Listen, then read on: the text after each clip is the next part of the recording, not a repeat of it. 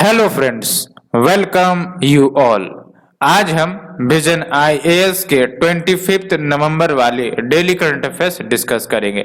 Discuss करने से पहले, जैसा कि आपको पता है, हम डेली बेसिस पे एक इम्पोर्टेंट कोट डिस्कस करते हैं जो आप लोग भी सराहना करते हो। तो बेसिकली आज के इस इम्पोर्टेंट कोट में हम देखेंगे एक महत्वपूर्ण विचार जो कहीं ना कहीं हमारी जर्नी को इन्फ्लुएंस करती ही करती है, और कैसे हम कोई चैलेंजेस से स्ट्रांग बनकर निकल सकते हैं, ताकतवर बनकर निकल सकते हैं, ये भी प्रेरणा देने का काम करती है। तो आप देख सकते हो, when life puts you in A tough situation don't say why मी, से ट्राई मी।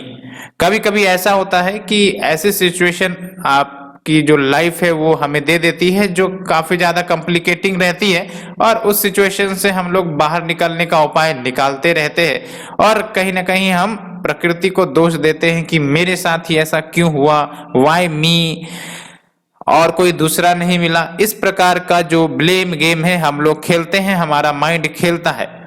सो उस ब्लेम गेम से क्या होगा? सिचुएशन तो सिचुएशन ही है, आई है तो आई ही है, उनको झेलना पड़ेगा ही पड़ेगा।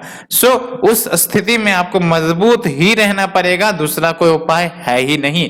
बिकॉज जब आप अपनी स्थिति को उस समय मजबूत रखोगे तो ही आप अपने सही विचार कर सकोगे। अदरवाइज कहते हैं ना, विनाश काले विपरीत बुद्धि, यानी कि जब स्थितियां खराब होती है तो बुद्धि भी काम नहीं करती। इसी प्रकार से इस बात को ध्यान में रखने की बात होनी चाहिए कि अगर स्थितियां काफी ज्यादा चैलेंजिंग है तो उस चैलेंज को निपटने के लिए हमें शांत रहना ही पड़ेगा और बोलना पड़ेगा कि इवन ये चैलेंज अगर मेरे साथ आई है तो फिर हम ही इस चैलेंज को सॉल्व करने के लायक है। दैट्स व्हाई प्रकृति ने ये हमें चैलेंज दी है। सो इस बात पर आप गौर करो, इससे आपको समस्याओं को दूर भगाने की जो एनर्जी है वो खुद अंदर से आने लगेगी, और उसके बाद आप देखोगे कि कैसे आप कोई समस्याओं को, चाहे वो कितनी बड़ी हो, आप हैंडल करने में सक्षम हो जाओगे। आप मजबूत बनकर निकलोगे। आप वो व्यक्ति नहीं रहोगे जो डर कर पीछे हट जाता है, बल्कि आप वो व्यक्ति बनोगे जो हमेशा आगे बढ़ने की सोचता है। चुनौतियां चाहे लाख आए, चुनौतियां चाहे हजार आए, आप पीछे हटते नहीं हो, आप आगे बढ़ने का प्रयास एकदम करते हो। चाहे कितने बड़े पत्थर कंकर आ जाए, आप उसका सामना कर कर विजय प्राप्त करते हो। सो when life puts you in a tough situation don't say why me, say try me, कि मैं ही हूं जो उस चैलेंज को सॉल्व करने लायक हूं। दैट्स व्हाई प्रकृति ने हमें वो चैलेंज दिया है, एंड मैं प्रकृति का आभार व्यक्त करता हूं। उसके बाद आप देखो कि आपके अंदर कितनी पॉजिटिव एनर्जी आ जाती है। कॉम्प्लेक्स सिचुएशन में आप शांत रहकर कोई मैटर को सॉल्व करने लगोगे। सो फ्रेंड्स, आज के इस कोट में इतना ही। Let's move to our first article. 5 article आज हम डिस्कस करेंगे, एंड कुछ इंपॉर्टेंट आर्टिकल्स आज पब्लिश हुई हैं।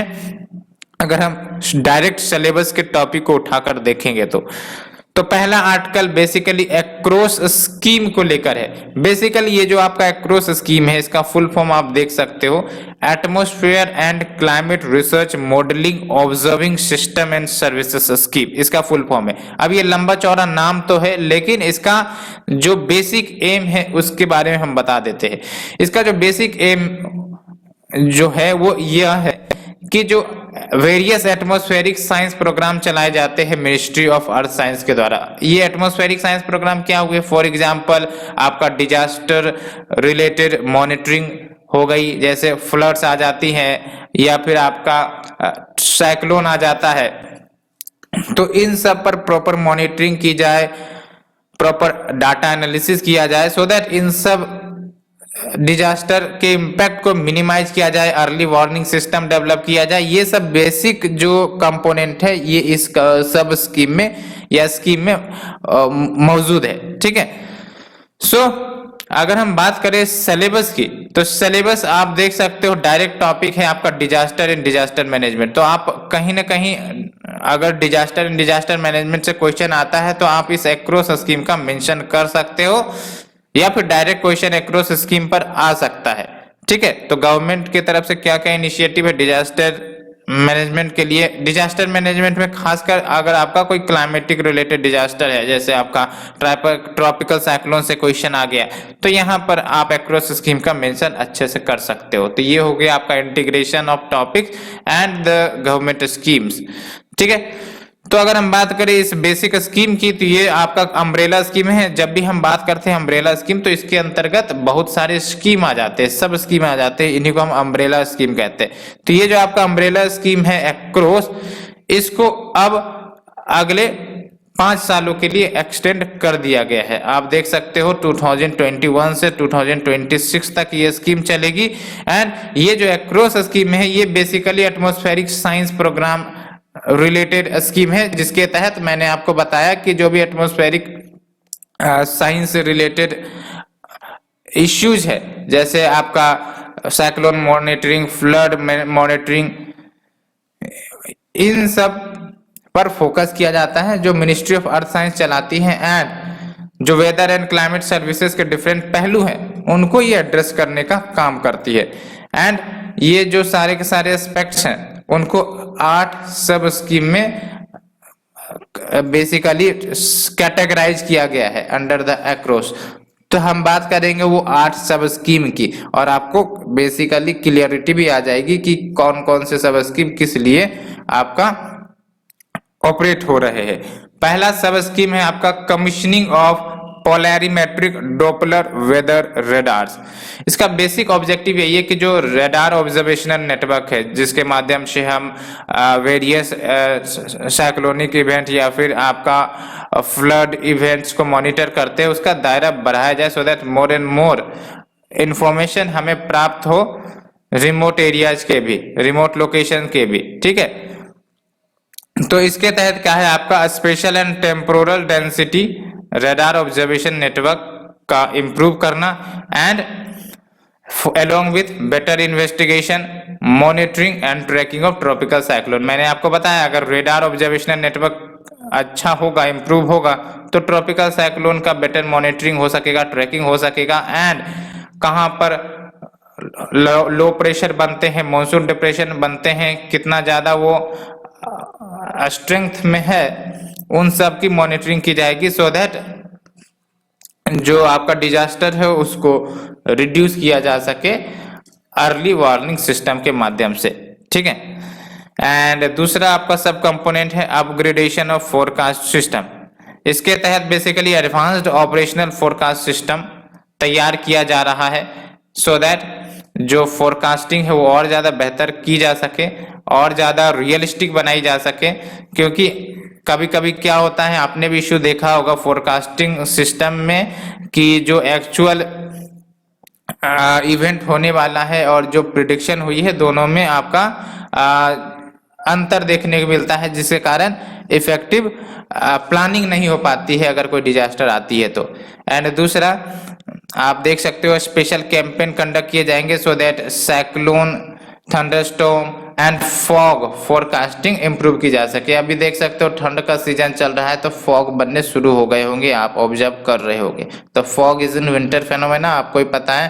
थंडरस्टॉर्म जब आपका हैवी रेनफॉल होता है, जब कन्वेंशन बेसिकली कन्वेंशनल हीटिंग के कारण जब क्लाउड फॉर्मेशन होता है, तो वहां पर आपको थंडरस्टॉर्म की घटनाएं होती है। साइक्लोन भी आपका क्लाइमेटिक डिजास्टर है, थंडरस्टॉर्म भी आपका क्लाइमेटिक डिजास्टर है, और फॉग भी आपका क्लाइमेट रिलेटेड फेनोमेना है, आपको पता है। ठीक है, and weather and climate services के तहत क्या है, advance weather prediction system block level forecast पर बनाया जाएगा। इसको अच्छे से समझ लो। अगर हम बात करें डिसेंट्रलाइजेशन की, तो हमारा सिस्टम कैसे ऑपरेट करता है, अगर देखा जाए तो डिस्ट्रिक्ट होता है, डिस्ट्रिक्ट के अंदर ब्लॉक होता है, ब्लॉक के अंतर्गत विलेजेज होते हैं। तो जो ब्लॉक लेवल है वहां पर आपका एडवांस वेदर प्रेडिक्शन सिस्टम को डेवलप किया जाएगा, and along with what district agromet units, met units यानी कि मेट्रोलॉजिकल यूनिट्स सारे के सारे डिस्ट्रिक्ट में स्टेब्लिश किए जाएंगे। तो आप समझ सकते हो कि किस प्रकार से जो आपका मॉनिटरिंग सिस्टम है क्लाइमेट रिलेटेड डिजास्टर की स्ट्रेंथन हो जाएंगी अगर डिस्ट्रिक्ट लेवल पर आपका मॉनिटरिंग होगा तो। And next is your atmospheric observations network. तो एटमॉस्फेरिक ऑब्जर्वेशंस नेटवर्क से क्या होगा आपका multi processing and computing and communication facilities, satellite meteorological appliances के इस्टेब्लिशमेंट की जाएंगी, उसको प्रॉपर मैनेज किया जाएगा along with numerical modelling of weather and climate. इसमें क्या होगा कि जो भी डाटा आएंगी वेरियस प्लेटफॉर्म के माध्यम से, चाहे वो सैटेलाइट के माध्यम से इंफॉर्मेशन आए या फिर रडार के माध्यम से आए, उसको प्रॉपर एस्टिमेशन किया जाएगा, एनालिसिस किया जाएगा एंड बेस्ड ऑन दैट आपका प्रिडिक्शन किया जाता है, ठीक है। And use of ensemble and multi model ensemble techniques and monsoon mission 3, ये सब कंपोनेंट के तहत बेसिकली जो various academic and research and development organisation है, चाहे वो नेशनल लेवल पर हो या फिर इंटरनेशनल लेवल पर हो, इन सब के साथ कोऑपरेशन एंड पार्टनरशिप स्टैब्लिश करना है so that more technology sharing हो, मोर एडवांसमेंट जो हुए हैं R&D के फील्ड में related to the early warning system, उसको स्ट्रेंथन किया जा सके and to set up a state of the art dynamic modelling framework for improving the prediction scheme. ये जो डायनेमिक मॉडलिंग फ्रेमवर्क होता है, इसके तहत क्या होता है कि दो सिस्टम होती है, एक तो स्टैटिक मॉडलिंग, एक होता है डायनेमिक मॉडलिंग। स्टैटिक मॉडलिंग में क्या होगा कि आपका सब कुछ जो पैरामीटर है वो फिक्स रहेगा एंड जो इन्फॉर्मेशन निकल कर आएगी वो इन्हीं पैरामीटर्स के तहत आएगी। डायनेमिक मॉडलिंग में बेसिकली पैरामीटर्स चेंज होते रहते हैं एंड वो सिचुएशन पर डिपेंड करते हैं, उस हिसाब से बेसिकली जैसी सिचुएशन होगी वैसा आपका प्रिडिक्शन हो जाएगा।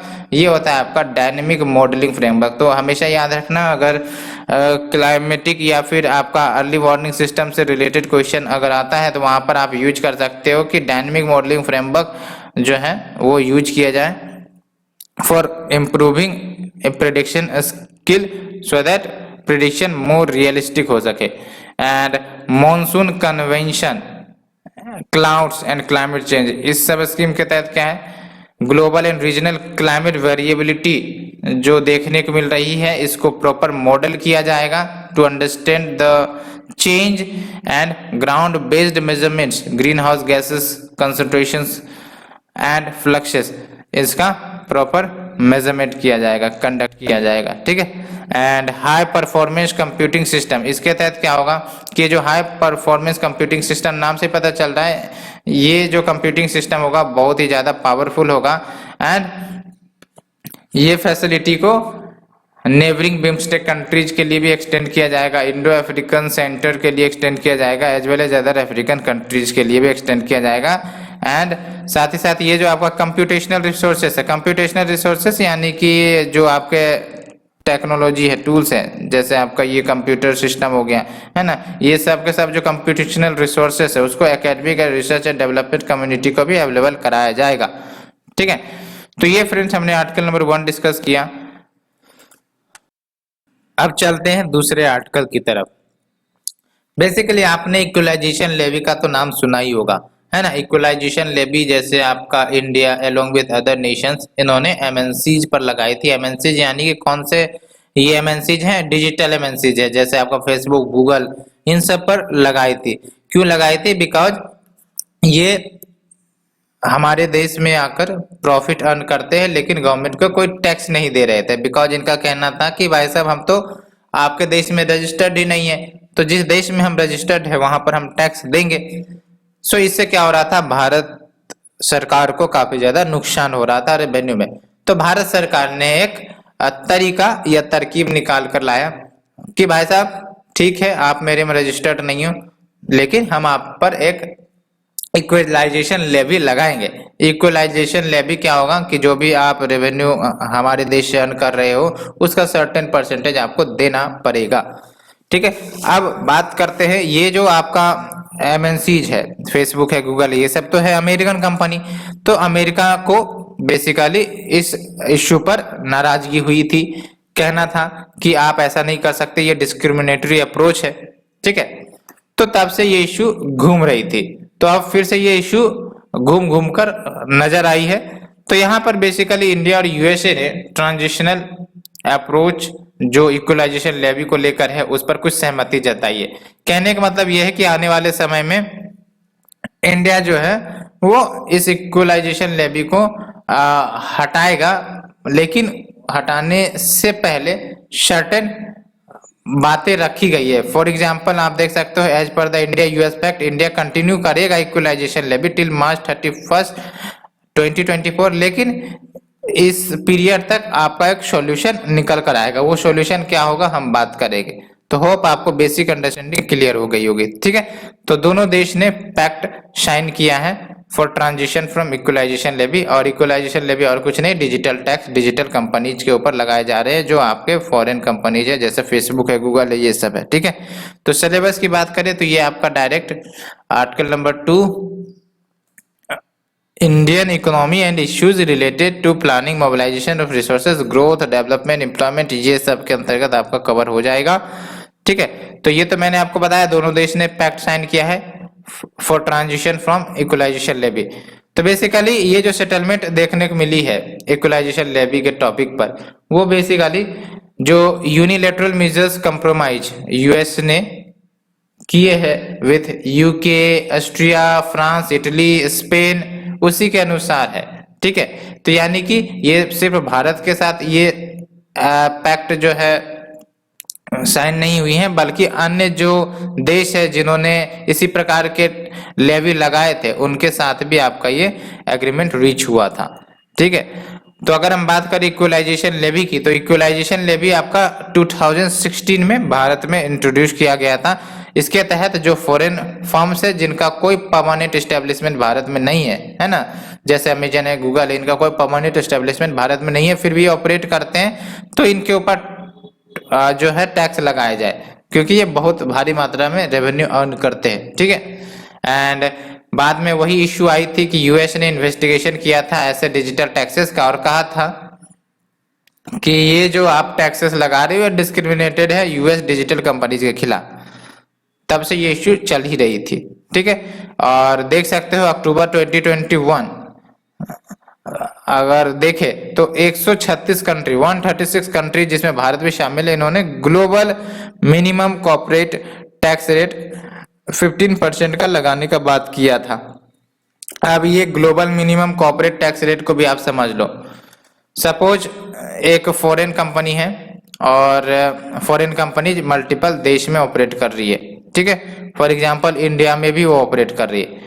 अब इंडिया में अगर वो अपना एस्टेब्लिशमेंट करेगी तो उसको हो सकता है ज्यादा कॉर्पोरेट टैक्स देना पड़े, तो ऐसे में ये क्या करती हैं, दूसरे जगह जहां पर टैक्स रेट काफी कम होती है वहां पर ये एस्टेब्लिशमेंट कर देती है, ठीक है।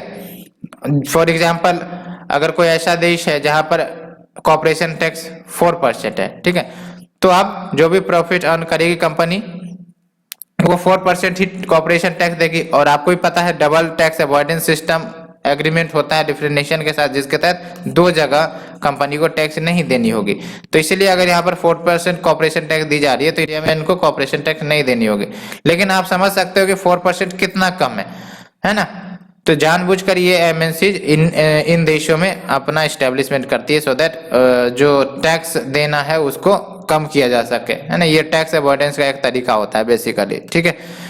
तो ऐसे में एक कंसेप्ट लाया गया है इन एमएनसी की मनमानी को खत्म करने के लिए कि भाई साहब आप 4% यहाँ दे रहे हो, लेकिन हम ग्लोबल मिनिमम कॉर्पोरेशन टैक्स 15% लाएंगे।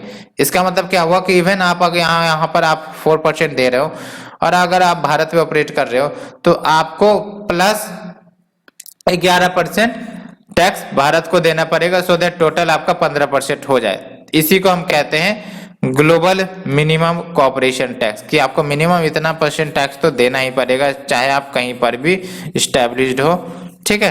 तो ये है, तो ये बात निकल कर आई। साथ ही साथ इक्विटेबल सिस्टम हो टैक्स करने की, जो भी प्रॉफिट अर्न करते हैं big companies in the markets where they are earned. And इस डील के तहत बेसिकली जो भी कंट्रीज हैं वो सारे के सारे डिजिटल सर्विस टैक्स को खत्म करेंगे। यानी कि अगर ये ग्लोबल मिनिमम कॉर्पोरेशन टैक्स आ जाता है सिस्टम, तो फिर आपका जो digital services tax for example Bharat अभी इक्वलाइजेशन लेवी लगा रहा है, इन सबको खत्म करना होगा, as well as similar unilateral measures यानी कि एक तरफा मेजर की, लेट्स से कि ये भारत की एक तरफा डिसीजन थी इक्वलाइजेशन लेवी लगाने की, या फिर अदर जो यूरोपियन कंट्रीज थे ऑस्ट्रिया फ्रांस, इन सब की भी यूनिलेटरल डिसीजन थी इन पर टैक्स लगाने की। तो इस डील के तहत आपका ये सारे के सारे जो डिजिटल सर्विस टैक्स है इसको हटाए जाएंगे, ठीक है। एंड ये जो प्रपोज सॉल्यूशन है ग्लोबल टैक्स डील का, इसमें दो कंपोनेंट होगा, है ना। पहला जिसको हम पिलर 1 कहते हैं, इसके तहत जो एडिशनल शेयर है प्रॉफिट का मार्केट जुरिडिक्शन में, उस एडिशनल शेयर ऑफ प्रॉफिट को रीलोकेट किया जाएगा। एंड दूसरा पिलर 2 के तहत क्या है कि मिनिमम टैक्स जो है वो तो लगाए जाएंगे subject to the tax rules. And इस आर्टिकल में बस इतना ही। Let's move to the next article, PM वानी स्कीम। आपने इस स्कीम के बारे में सुना होगा काफी ज्यादा, यूं कह सकते हो कि फ्लैगशिप स्कीम जो डिजिटल कनेक्टिविटी प्रोवाइड करने की ऑल ओवर द एरियाज, उसके लिए लाई गई थी। अब फिर से ये न्यूज में है, तो इसे डिस्कस करने से पहले सबसे पहले हम सिलेबस को देखते हैं। तो सिलेबस आपका आर्टिकल नंबर जो 3 है वो कवर होगा आपका important aspect of governance, transparency, accountability, e governance, applications, models, success, limitations and potentials. तो इसके तहत ये कवर होगा, ठीक है। तो बेसिकली क्या इश्यू है, तो light touch regulation of PM वानी स्कीम ये यूजफुल हो सकती है। अब चर्चा आती है लाइट टच रेगुलेशन की। तो लाइट टच रेगुलेशन का अगर हम मतलब समझने का प्रयास करें तो इसका मतलब कि जो आपके ट्रेडिशनल लीगल मैकेनिज्म होते हैं टू रेगुलेट द स्कीम, उससे हटकर जब हम अल्टरनेटिव रेगुलेटरी मैकेनिज्म अपनाते हैं तो उसको हम कहते हैं लाइट टच रेगुलेशन सिस्टम। आप नहीं समझे होंगे तो एग्जांपल से समझाते। फॉर एग्जांपल, जब ओटीटी प्लेटफॉर्म यानी कि ओवर द इंटरनेट प्लेटफॉर्म आपने सुना होगा, उसके लिए सेल्फ रेगुलेशन की सिस्टम लाई गई थी गवर्नमेंट के द्वारा कि आप अपने कंटेंट को सेल्फ रेगुलेशन करो, सेल्फ मॉनिटर करो, ठीक है। तो ये जो सेल्फ रेगुलेशन है ये क्या है, ये एग्जांपल है आपका लाइट टच रेगुलेशन का, ठीक है, जहां पर अल्टरनेटिव रेगुलेटरी मैकेनिज्म है। अदरवाइज क्या होता है कि गवर्नमेंट रेगुलेट करती है, ठीक है। तो ये हो गया आपका लाइट टच रेगुलेशन। तो लाइट टच रेगुलेशन का मतलब ये नहीं कि कोई रेगुलेशन नहीं होगा, बल्कि अल्टरनेटिव रेगुलेटरी मैकेनिज्म होगा। एक एग्जांपल आपका सेल्फ रेगुलेशन वाला है। एंड इसका बेनिफिट क्या होगा, तो timely and quality delivery of services हो सकेंगी। एंड जो पीएम वानी स्कीम के बेसिक की बात करें तो ये जो पीएम वानी है यानी कि prime minister wifi access network interface, नाम से पता चल रहा है वाईफाई एक्सेसिबिलिटी को बढ़ाने की बात है इसके तहत, यानी कि जो भी वायरलेस इंटरनेट कनेक्टिविटी है इन द कंट्री उसको एलिवेट किया जाए। कैसे, तो ब्रॉडबैंड सर्विसेज प्रोवाइड करके पब्लिक वाईफाई हॉटस्पॉट प्रोवाइडर के माध्यम से। अब इस कंसेप्ट को भी समझ लिया जाए। फॉर एग्जांपल, आप चाय पीने जाते हो, है ना, कोई शॉप है, तो बेसिकली उस शॉप को ये स्कीम सब्सक्राइब कर लिया, लेट से, वो मैकेनिज्म हम बताएंगे आपको।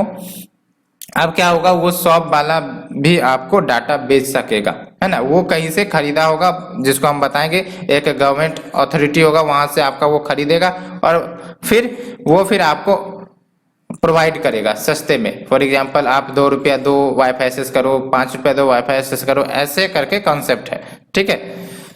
तो वहां पर आप चाय पीने गए, आपको वाईफाई या इंटरनेट कनेक्टिविटी की जरूरत पड़ी तो आप जो है यूज कर लो, पैसे पेमेंट कर दो और आप बेनिफिट का लाभ उठाओ। तो ये होता है आपका पीएम वानी स्कीम, ठीक है। एंड ये जो आपका पब्लिक वाईफाई हॉटस्पॉट प्रोवाइडर, ये कोई शॉप हो सकता है, कोई आपका बेसिकली आप डेडिकेटेड पर्सन हो सकता है जो स्पेसिफिकली इसी के लिए काम करेगा, तो depending on the situation to situation basis, ठीक है। तो ये जो आपका पीएम वानी इकोसिस्टम है ये डिफरेंट प्लेयर्स के द्वारा ऑपरेट किए जाएंगे। डिफरेंट प्लेयर्स इसमें कौन कौन से हैं? एक तो आपका पब्लिक डाटा ऑफिस है, नाम से पता चला है पब्लिक डाटा ऑफिस। ये जो पब्लिक डाटा ऑफिस इसका काम रहेगा जो वानी कंप्लायंट वाईफाई एक्सेस पॉइंट है उसको स्टेब्लिश करना, मेंटेन करना, ऑपरेट करना, एंड जो ब्रॉडबैंड सर्विसेज हैं उसको डिलीवर करना टू द सब्सक्राइबर्स। एंड दूसरा है आपका पब्लिक डाटा ऑफिस एग्रीगेटर। ये बेसिकली ये जो पीडीओज हैं जिसकी बात हमने करी, पब्लिक डाटा ऑफिसर्स, इनका एग्रीगेशन होगा एंड फंक्शंस परफॉर्म करेंगे जैसे ऑथराइजेशन करना, अकाउंटिंग करना, इंफॉर्मेशन मेंटेन करना। तीसरा है आपका ऐप प्रोवाइडर, और ये क्या करेगा? ऐप डेवलप करेगा सो दैट यूजर्स को रजिस्टर किया जा सके, वार्निंग कंप्लायंट वाईफाई हॉटस्पॉट कहाँ लगानी है उसको डिस्कवर किया जा सके in the near by area, and सारे के सारे जो अवेलेबल है कि कहाँ पर ये आपका वाईफाई एक्सेसिबिलिटी है उसको ऐप में मेंशन करवाना है। जैसे गूगल पे आप सर्च करते हो ना नियर बाय शॉप्स, तो उसी प्रकार से ये ऐप प्रोवाइडर ये काम करेगा। And next is your central registry, ये मेंटेन करेगा ऐप प्रोवाइडर्स के जो भी डिटेल्स है पीडीओज के एंड पीडीओज के, ठीक है। सो इसे डिस्कस करने के बाद let's move to the next article. Union health ministry releases national family health survey phase 2 finding.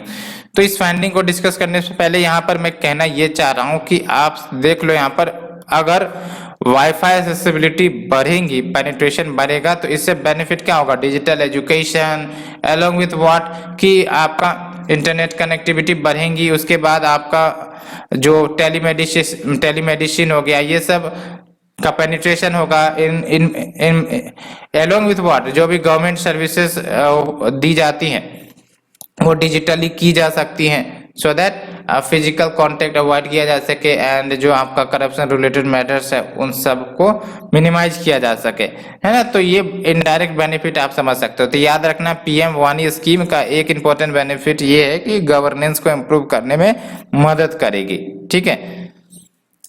And next is your union health ministry releases national family health survey NFHS 5 phase 2 finding. तो इस finding में क्या क्या बातें करी गई हैं? Basically ये जो आपका फाइंडिंग है ना ये मेंस के लिए डाटा आप यूज कर सकते हो, तो ये डाटा बेसिकली प्रोवाइड करी गई है। तो ये जो आपका मेन ऑब्जेक्टिव है सक्सेसिव राउंड करवाने का नेशनल फैमिली हेल्थ सर्वे, वो basically reliable and comparable data provide किया जाए हेल्थ एंड फैमिली वेलफेयर से रिलेटेड मैटर के ऊपर as well as other emerging issues के ऊपर। तो ये जो आपका NFHS है नेशनल फैमिली हेल्थ सर्वे 5, इसमें कुछ नए फोकस एरिया शामिल किए गए जैसे death registration, pre school education, expanded domains of child immunisation की चाइल्ड इम्यूनाइजेशन का जो स्कीम चल रहा है वो कहाँ तक और पहुंचा है, menstrual hygiene, frequency of alcohol and tobacco use, इन सब पर नया फोकस किया गया है। तो अगर हम बात करें की हाईलाइट ऑफ द सर्वे की, तो उससे पहले हम सिलेबस को देख लेते हैं। सिलेबस आपका डायरेक्ट होगा, यहाँ पर देख सकते हो issues related to development and management of social sector. Social sector में एजुकेशन आ जाता है, हेल्थ आ जाता है ना। तो सर्विसेज रिलेटेड टू हेल्थ, ठीक है। तो इसके अंतर्गत ये कवर होगा। बेसिकली ये डाटा है और डाटा आपको इंटीग्रेट करने होंगे आपके मेंस आंसर राइटिंग में, ठीक है। तो यहाँ पर कंपैरिजन भी की गई है national family health survey 2019-21 with national family health सर्वे 2015-2016। तो आप देख सकते हो अगर हम बात करें इंडिकेटर और यहाँ पर उसका परफॉर्मेंस, तो बेसिकली टोटल फर्टिलिटी रेट का मतलब क्या होता है? एवरेज नंबर ऑफ चिल्ड्रेन जो वोमेन पोज करेगी, ठीक है, तो उसको हम टोटल फर्टिलिटी रेट कहते हैं। तो बेसिकली उसके अंतर्गत एक कंपोनेंट आता है, आपने सुना होगा रिप्लेसमेंट लेवल फैसिलिटी। तो रिप्लेसमेंट लेवल फैसिलिटी क्या होता है कि एक वोमेन उतने नंबर ऑफ चाइल्ड बेयर करे जो उनको रिप्लेस कर सके। फॉर एग्जांपल अगर फादर है, मदर है, ठीक है, तो ये दो व्यक्ति हैं और दो चिल्ड्रन अगर होता है तो इसको हम कहेंगे यहाँ पर रिप्लेसमेंट लेवल फैसिलिटी, ठीक है। तो अगर हम बात करें भारत में जो रिप्लेसमेंट लेवल फैसिलिटी होनी चाहिए वो कितनी होनी चाहिए, तो 2.1 होनी चाहिए, ठीक है। लेकिन अभी आपका डाटा के अनुसार नेशनल फैमिली हेल्थ सर्वे 2019-21 का तो वो 2.0 है, यानी कि 2 है। एंड 2015-16 में आपका 2.2 था, ठीक है। तो देख सकते हो टोटल फर्टिलिटी रेट अगर 2.1 हो जाए तो उसको हम रिप्लेसमेंट लेवल फैसिलिटी कहते हैं, और ये काफी ज्यादा महत्वपूर्ण होता है, तभी जाके आपका पॉपुलेशन ग्रोथ जो है चेक में रहेगा, यानी कि पॉपुलेशन ग्रोथ को कंट्रोल किया जाएगा, ठीक है। दूसरा आप देख सकते हैं indicated sex ratio of total population. Sex ratio आपको पता है नंबर ऑफ फीमेल्स पर 1000 मेल्स, ठीक है। और पहली बार ये जो आपका सर्वे जो कंडक्ट किया गया है NFHS, यहाँ पर सेक्स रेशियो वोमेन के फेवर में आप देख सकते हो 1020 है ना, 1000 मेल्स में 1020 फीमेल्स हैं, तो काफी ज्यादा इम्पोर्टेंट है ये आपका। एंड नेशनल फैमिली हेल्थ सर्वे 2015-16 की बात करें तो ये आपका 991 था। एंड अगर बात करें neonatal mortality rate, neonatal mortality rate में क्या होता है कि जो फर्स्ट 28 डेज होता है बच्चे के जन्म का, उसके भीतर भीतर जो डेथ हो जाते हैं इन बच्चों के among all the live birth, तो इनको नियोनेटल मोर्टेलिटी रेट कहते हैं। और भारत में अभी आपका 1000 में से 24.9 बच्चे with in 28 days of birth death हो जाते हैं, ये काफी बड़ी समस्या है, ठीक है। और ये जो 2015-16 का डाटा है इसमें तो और ज्यादा था, 29.5 था। एंड अगर हम बात करें इन्फेंट मोर्टेलिटी रेट, तो इन्फेंट मोर्टेलिटी रेट में क्या होता है कि वैसे बच्चे जो अपना फर्स्ट बर्थडे अटेंड करने से पहले, यानी कि लेस देन 1 ईयर में जब उनकी मृत्यु हो जाती है तो उनको हम कहते हैं इन्फेंट मोर्टेलिटी रेट। तो ये भी हमारे देश में काफी ज्यादा है, 1000 में से 35.2 आपका बच्चे before completing his first birthday उनकी मृत्यु हो जाती है। एंड अगर हम बात करें 15-16 की तो वो 40.7 है, ठीक है। एंड अंडर 5 मोर्टेलिटी रेट नाम से पता चल रहा है कि जो बच्चे जिनका जन्म हुआ है और 5 साल के भीतर भीतर उनकी मृत्यु हो गई है as compare to the live birth of the same age, तो उनको हम कहते हैं अंडर 5 मोर्टेलिटी रेट, और ये भी ज्यादा है 41.9, और आपका 15-16 में 49.7 है। And women age 20-24 years married before 18 years, यानी कि वैसी महिलाएं जिनका फिलहाल एज ग्रुप 20 से 24 ईयर्स का है लेकिन उन्होंने 18 साल से पहले ही मैरी कर लिया था, है ना, जो लीगल एज होता है आपका उससे पहले ही मैरिज कर लिया था, तो उसकी संख्या आप देख सकते हो 23.3% रहा है। एंड अगर हम बात करें 15-16 की तो यहाँ पर आपका 26.8% रहा है, तो कमी हुई है, ठीक है, तो ये अच्छी बात है। एंड इंस्टीट्यूशनल बर्थ यानी कि जैसे आपका हॉस्पिटल्स हो गए या फिर स्पेशल डिलीवरी सेंटर हो गए, वहां पर बच्चे का बर्थ जो होता है वो अभी हमारे देश में कवरेज 88.6% है, तो 100% अचीव करने का टारगेट तो है ही है, लेकिन फिलहाल अभी 88.6% ही है।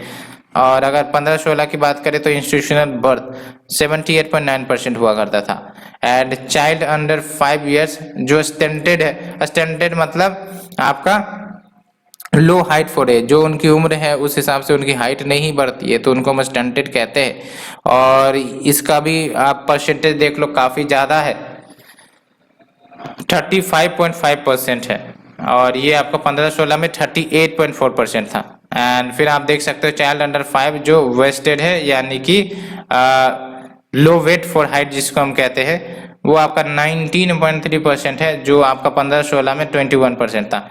And children under 5 who are underweight, यानी कि जो उनका उम्र है उस हिसाब से उनकी वेट नहीं है, तो वेट फॉर एज जिसको हम कहते हैं, उसकी भी समस्या है 32.1% की।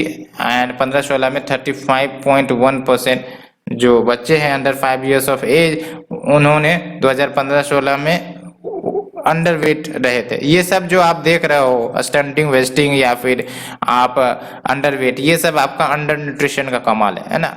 जब प्रॉपर न्यूट्रिशन नहीं मिलती है तो ये सब समस्याएं देखने को मिलती है। दैट्स वाई हमारे देश में जो न्यूट्रिशन की इतनी सारी स्कीम चलती है, पोषण अभियान चलता है ना, एज वेल एज बहुत सारे अनाज देने का जो स्कीम है वो चलता है, सो दैट न्यूट्रिशन को मैनेज किया जा सके। मिड डे मील स्कीम एक तरीका है आपका न्यूट्रिशन को बढ़ाने का, ये भी आपको पता होगा, है ना।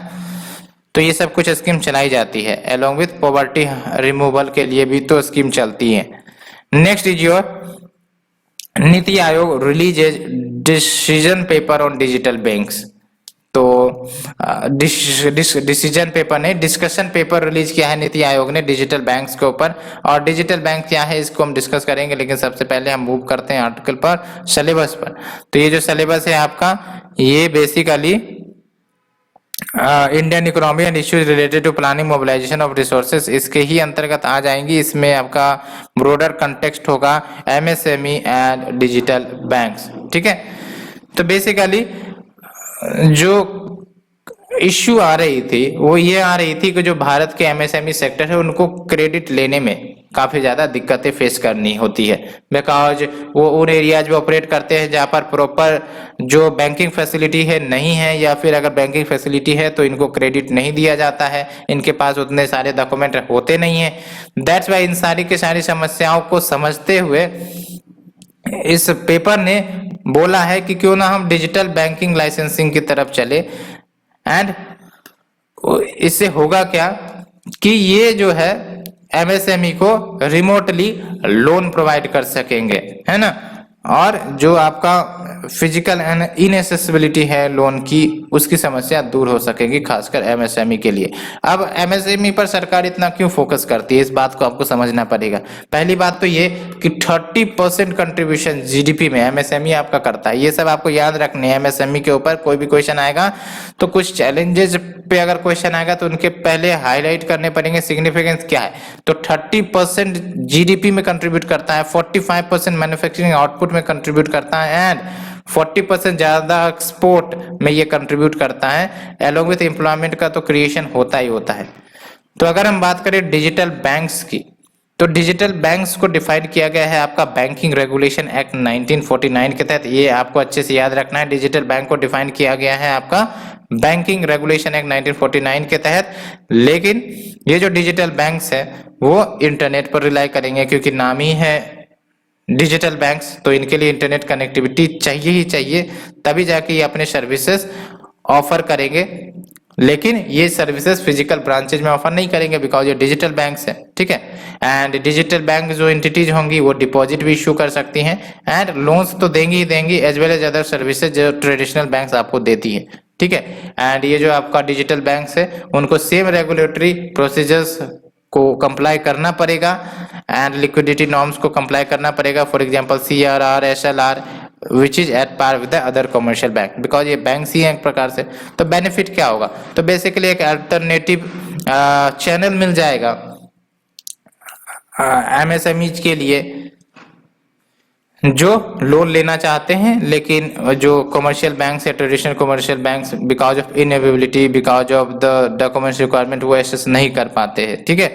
तो क्या होगा, alternative to the incumbent commercial bank having the inefficient businesses models and high cost होता है to the income, high cost to serve the numbers. तो एक तो इम्पोर्टेंट बात ये है कि कमर्शियल बैंक जब फिजिकली होते हैं तो इसका क्या एक दिक्कतें आती हैं कि भाई साहब उनको इंफ्रास्ट्रक्चर मेंटेन करने में पैसे लगते हैं, एंड वेरियस रेंट देना पड़ता है। तो ये सब जो डिजिटल बैंक्स में ये समस्याएं नहीं आएगी, है कि नहीं। एंड दूसरा है आपका leverage data and platform to lend remotely, यानी कि अब ये डिजिटल बैंक्स है तो अगर ये हम किसी भी लोकेशन पर है भारत के और हम डिजिटल बैंक से लोन एक्सेस कर सकते हैं, और ये पॉजिटिव रोल प्ले करेगा खासकर स्मॉल बिजनेस को सपोर्ट करने में, ठीक है। And it will also help in capitalising the growing public digital infrastructure. तो पब्लिक डिजिटल इंफ्रास्ट्रक्चर को और ज्यादा मजबूत करने में ये मदद करेगा। एंड जो सेवरल पब्लिक पॉलिसी चैलेंजेज है जैसे फाइनेंशियल एक्सक्लूजन, डिजिटल इलिटरेसी, तो ये सब समस्या भी धीरे धीरे खत्म हो सकेगी। फाइनेंशियल इंक्लूजन का मतलब क्या हुआ कि जो भी व्यक्ति है उनको बैंकों से लिंक करो। अब कहीं पर अगर फिजिकल बैंकिंग अवेलेबल है ही नहीं तो कैसे लिंक किया जाएगा, है ना, कैसे वो सुविधाएं बैंक की एक्सेस कर सकेंगे। तो इसके लिए आपका ये मदद कर सकता है। तो फाइनेंशियल इंक्लूजन के लिए आपका जैसे जन धन योजना लाई गई थी, है ना, लेकिन ये फिजिकल बैंक्स में ओपन की गई है, लेकिन डिजिटल बैंक्स में आपका फाइनेंशियल इंक्लूजन और ज्यादा रैपिडली होगा। ठीक है, डिजिटल लिटरेसी भी अचीव की जाएगी, तो डिजिटल लिटरेसी भी होगा। तो फ्रेंड्स इस हिसाब से हमने आज 5 आर्टिकल्स डिस्कस किए। ठीक है, आज के लिए फ्रेंड इतना ही। Thank you very much for the discussion.